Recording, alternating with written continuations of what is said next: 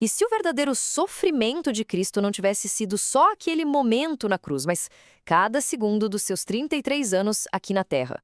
A análise que a gente vai ver hoje convida a gente a olhar para esse sofrimento de um jeito bem diferente. Não como um evento final, mas como uma condição constante da vida dele.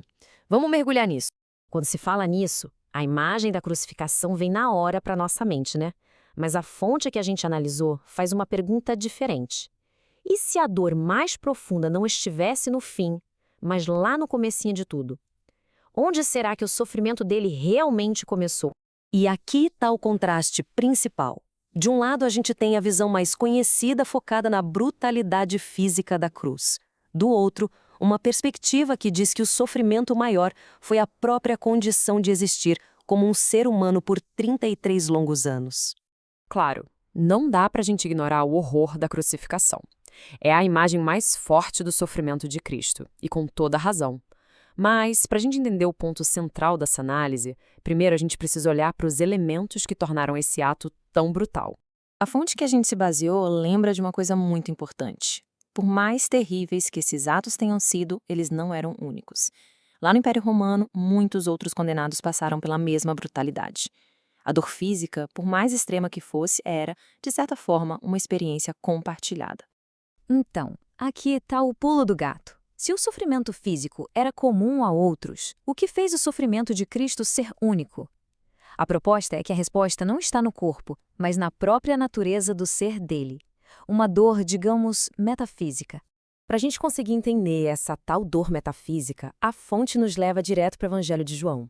É aqui que o foco da nossa análise muda completamente. A gente sai do fim da vida de Cristo e vai lá para o seu início absoluto. Olha só, esse versículo mostra o estado original do verbo. Era poder puro, ação, a própria força criadora de Deus. Esse, segundo a análise, era o seu habitat natural, sabe? Um estado de glória e poder sem limites. E aqui, bem, é aqui que a fonte aponta para o verdadeiro começo do sofrimento. Não foi na cruz. Foi no momento da encarnação. Um instante em que o infinito se aprisionou no finito. É esse evento que dá o pontapé inicial em tudo. Tenta imaginar a imensidão que é esse conceito. O ser que era a própria ação que criou o universo, agora sujeito às fronteiras de carne e osso.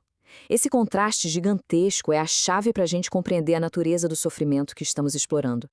Agora vamos detalhar um pouco mais os aspectos desse sofrimento existencial, como a fonte descreve. Não se trata de uma dor aguda, de um momento, mas de uma pressão constante, diária.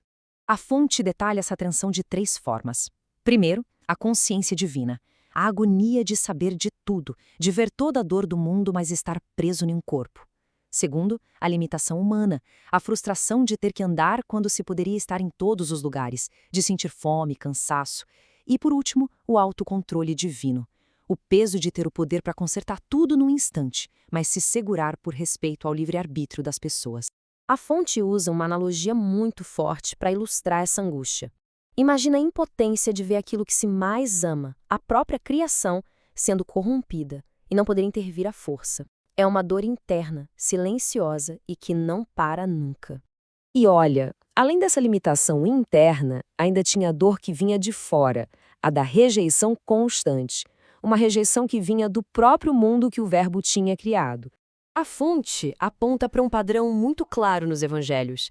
A rejeição não foi uma coisa pontual, foi praticamente a trilha sonora do ministério dele.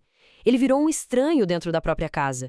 As mesmas multidões que o aclamavam num dia, gritavam pela morte dele no outro. É impressionante. Então, como é que tudo isso muda a nossa compreensão do sofrimento? Vamos juntar as peças do quebra-cabeça e ver a imagem completa que essa análise nos apresenta.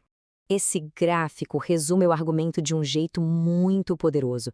De um lado, o sofrimento agudo da crucificação, que durou horas. Do outro, o sofrimento crônico da encarnação, uma condição que se estendeu por 33 anos, dia e noite, sem nenhuma pausa.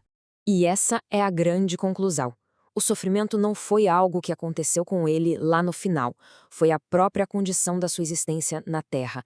Desde o primeiro suspiro como um bebê até o último na cruz, foi uma jornada sem interrupção de contenção, de limitação e de dor existencial. E a gente termina com essa reflexão.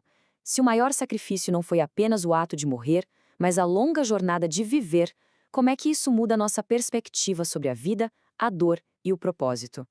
A fonte nos deixa com essa pergunta no ar. Obrigado por acompanhar a gente nessa análise.